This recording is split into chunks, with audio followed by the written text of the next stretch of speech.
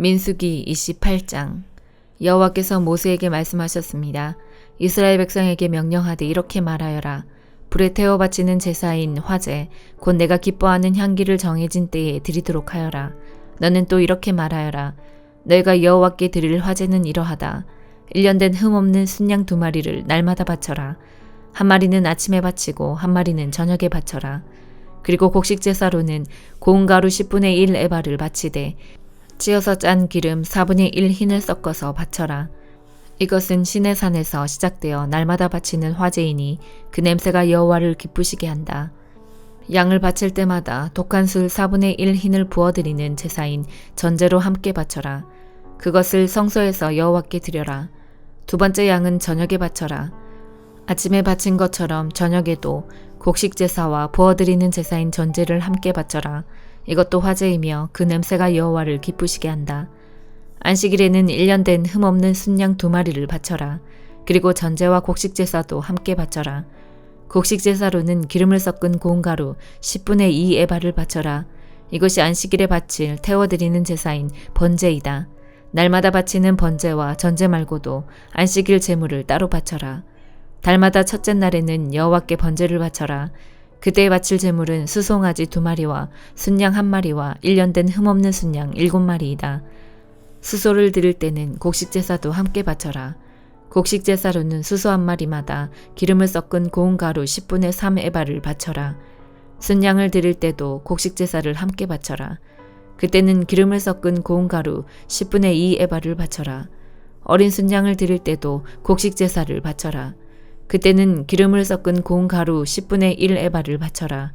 이것은 화제이며 그 냄새가 여호와를 기쁘시게 하니라. 그리고 전제로 포도주를 바쳐라. 수송아지 1마리와 함께 바칠 포도주는 2분의 1 흰이고 순양 1마리와 함께 바칠 포도주는 3분의 1 흰이며 어린 순양 1마리와 함께 바칠 포도주는 4분의 1 흰이라. 이것이 달마다 초하루에 바쳐야 할 번제니라. 날마다 바치는 번제와 전제 말고도 속죄제를 여호와께 바쳐라. 속죄제로는 순염소 1마리를 바쳐라. 여호와의 유월절은 첫째 달 14일이다. 무교절은 그 달 보름에 시작된다. 무교절은 7일 동안 이어질 것이다. 너희는 누룩을 넣지 않은 빵인 무교병을 먹어라. 절기의 첫째 날에는 성회로 모여라. 그날에는 일을 하지 마라. 너희는 화제로 번제를 여호와께 드려라.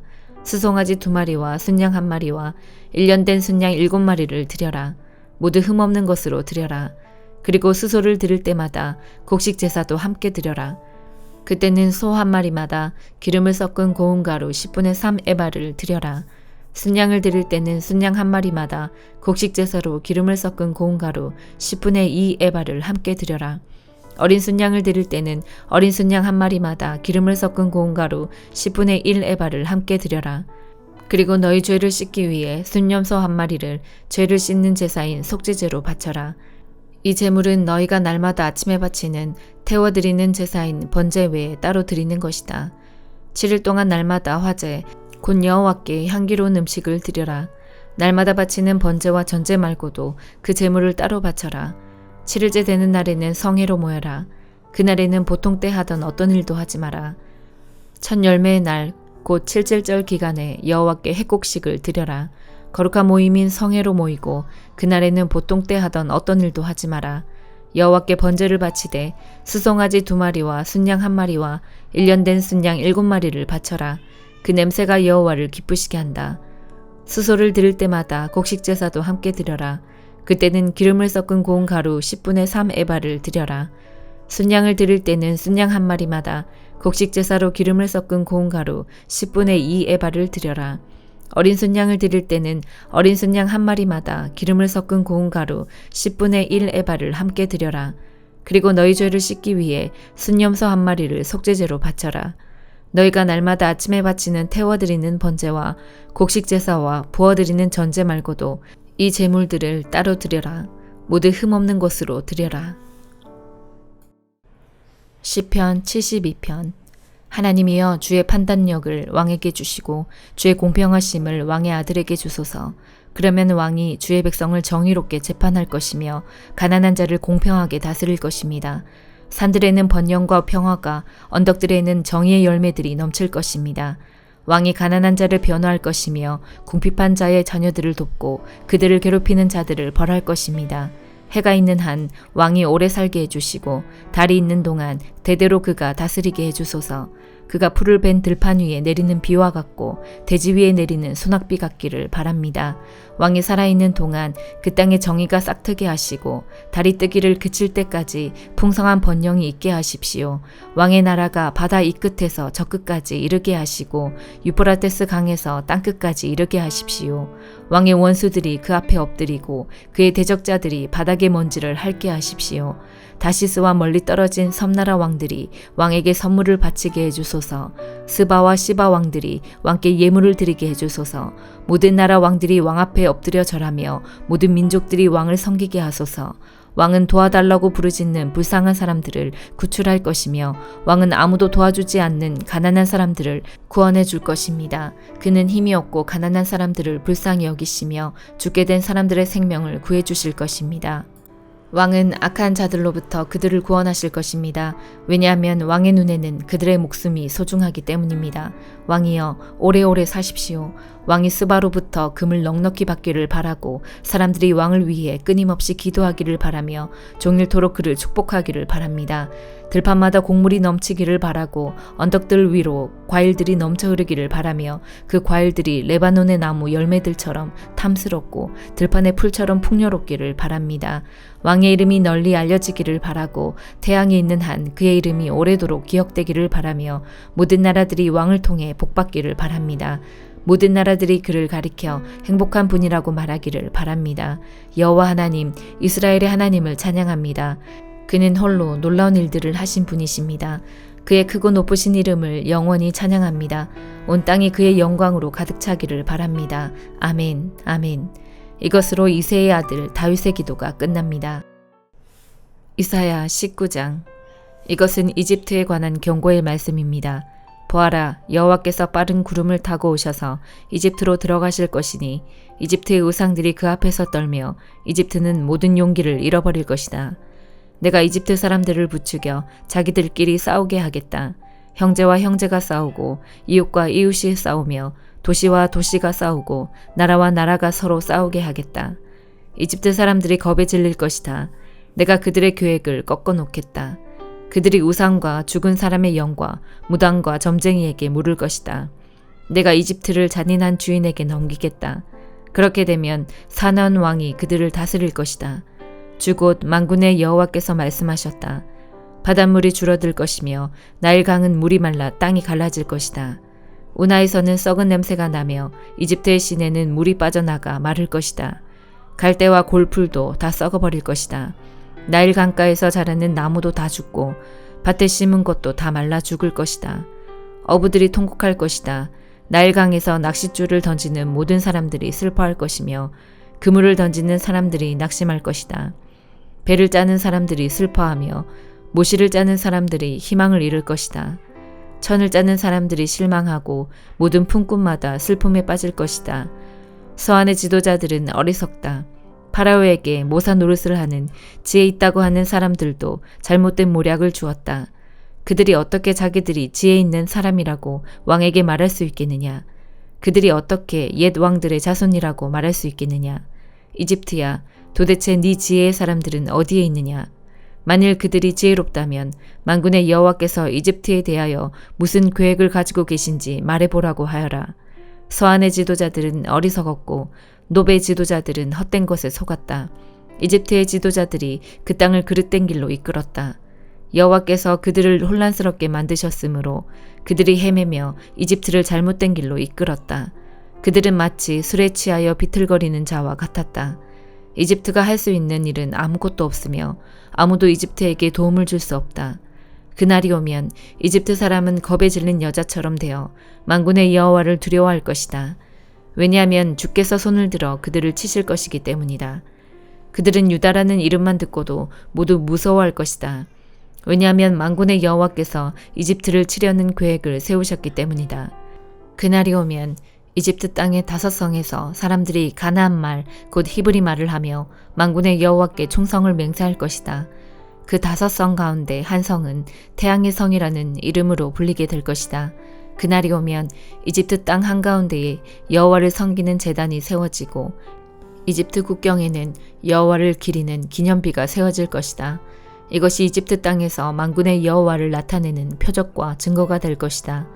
그들이 억눌림을 당하여 여호와께 부르짖으면 주께서 그들을 구원해 줄 사람을 보내어 억누르는 사람들의 손에서 그들을 구하게 하실 것이다. 이처럼 여호와께서 자신을 이집트 사람들에게 알리실 것이다. 그날에 이집트 사람들이 여호와를 알고 여호와께 제물과 예물을 바치면서 예배할 것이요 여호와께 서원을 하고 또 그 서원한 것을 갚을 것이다.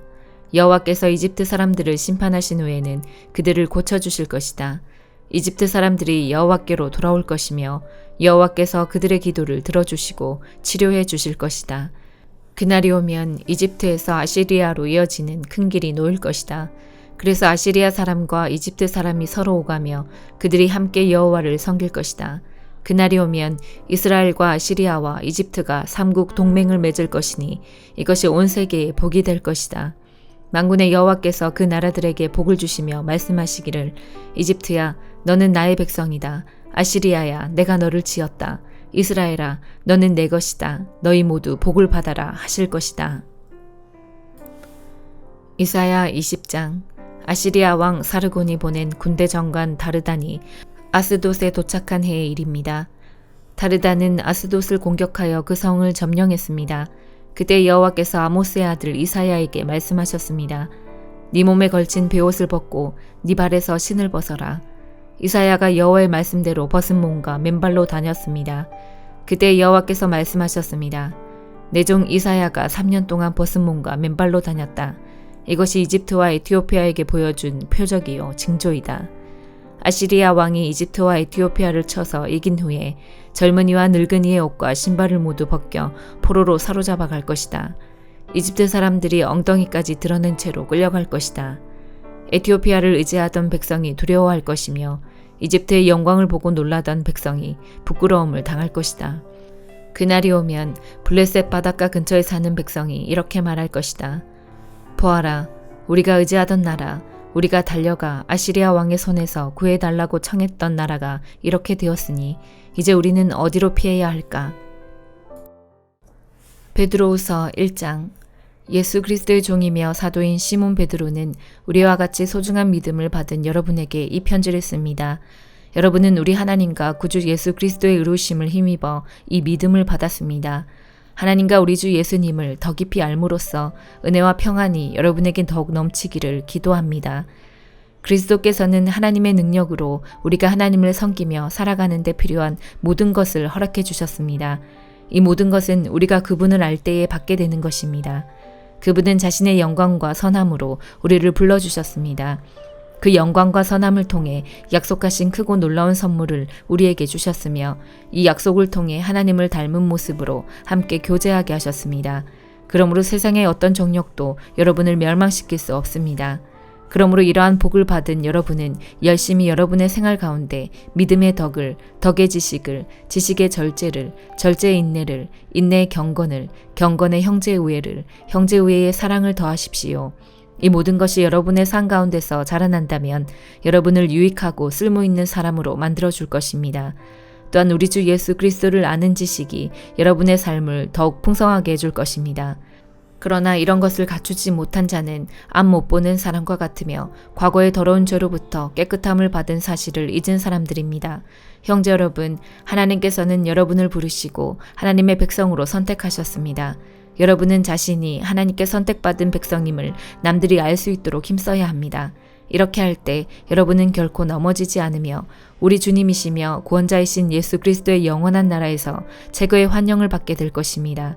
여러분이 이 모든 것을 다 알고 있고 또 진리 안에 굳게 서 있지만 한 번 더 여러분의 기억을 일깨워주고 싶습니다. 내가 이 세상에 살아있는 동안 여러분에게 이렇게 하는 것이 옳다고 생각합니다. 나는 이제 곧 육신을 떠나야 함을 알고 있습니다. 우리 주 예수 그리스도께서 내게 그것을 알려주셨습니다. 내가 할 수 있는 한 몇 번이고 여러분이 이것들을 기억할 수 있도록 힘쓸 것입니다. 내가 이 세상을 떠난 후에도 여러분이 이 사실들을 기억하기를 진심으로 원합니다. 우리는 주 예수 그리스도가 영광 가운데 오신 것을 여러분에게 전했습니다. 그것은 누군가가 지어낸 근사한 이야기가 결코 아닙니다. 우리는 그분의 위엄 있는 모습을 우리 눈으로 직접 보았습니다. 장엄한 영광 가운데 하나님의 음성이 들렸습니다. 이는 내 사랑하는 아들이며 내가 그로 인해 무척 기쁘다. 그 순간 예수 그리스도는 영광과 존귀를 받으셨습니다. 우리는 그 음성을 똑똑히 들었습니다. 거룩한 산에서 예수님과 함께 있었을 때 들은 그 음성은 분명히 하늘로부터 울려온 것이었습니다. 이렇게 해서 우리는 예언자들이 전한 말씀을 보다 확실히 믿게 되었습니다. 여러분도 그 말씀을 가까이 하고 따르는 것이 유익할 것입니다. 그들이 전해준 말씀은 어둠을 환히 밝혀주는 빛과도 같은 것입니다. 그 빛은 여러분의 마음 가운데 동이 트고 아침 새별이 환히 떠오를 때까지 여러분의 마음을 밝혀줄 것입니다. 그러므로 분명히 이 사실을 기억하십시오. 어떠한 예언의 말씀도 예언자가 마음대로 해석해서 기록한 것이 아니며 사람의 뜻대로 말하고 싶은 것을 적어 놓은 것도 아닙니다. 그들은 성령의 감동을 받아 하나님의 말씀을 적어 놓았습니다. 아멘.